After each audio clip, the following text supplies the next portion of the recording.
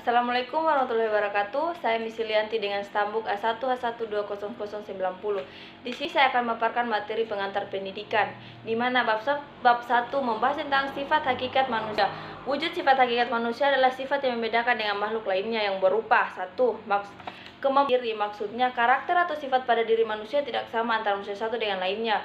Kemampuan bereksistensi. Kemampuan bereksistensi yaitu kemampuan menempatkan diri. Pemilik kata hati. Kata hati berarti kita dapat membedakan mana yang baik dan yang buruk.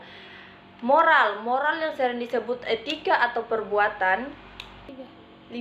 Hak dan hak. Menyadari hak dan kewajiban. Hak adalah sesuatu yang harus dituntut. Kewajiban adalah sesuatu yang harus dipenuhi. Kebebasan yang bertanggung jawab. Kebebasan atau bebas berarti tidak terikat oleh sesuatu.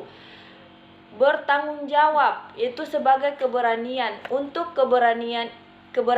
untuk menentukan suatu perbuatan sesuai dengan tuntutan. Kemampuan menghayati kebahagiaan diartikan sebagai suatu perbuatan yang timbul karena ada rasa senang dan gembira. 4.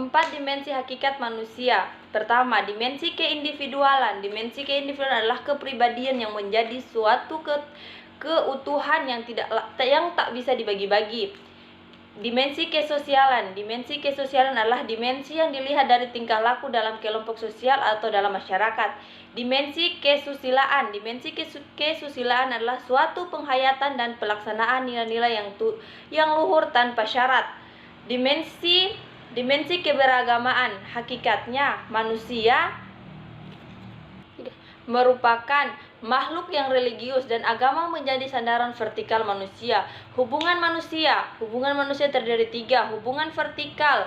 Hubungan vertikal adalah hubungan manusia dengan Tuhannya. Hubungan horizontal adalah hubungan sesama manusia. Hubungan konsentris adalah hubungan dengan diri sendiri.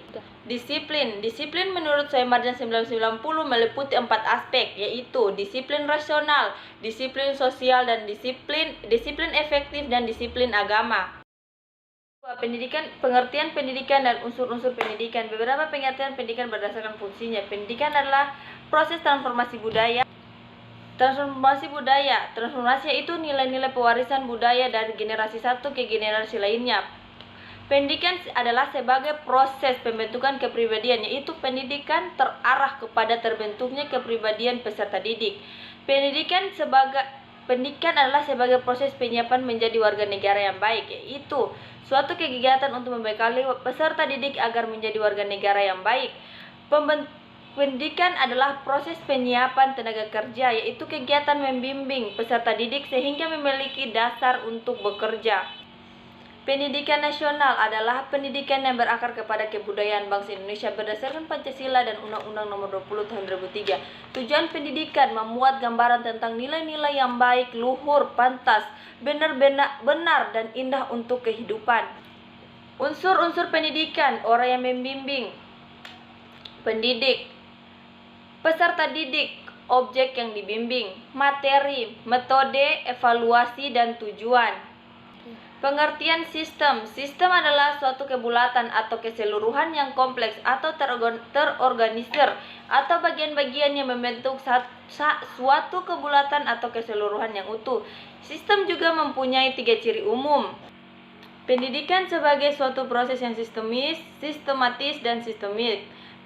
Pendidikan dikatakan sebagai proses yang sistematis karena dilaksanakan secara terarah atau prosedural. Pendidikan dikatakan sebagai proses yang sistematik karena pendidikan merupakan suatu proses yang terdiri atas berbagai unsur yang saling mempengaruhi untuk tercapainya suatu tujuan pendidikan. Bab 3. Landasan dan asas-asas pendidikan.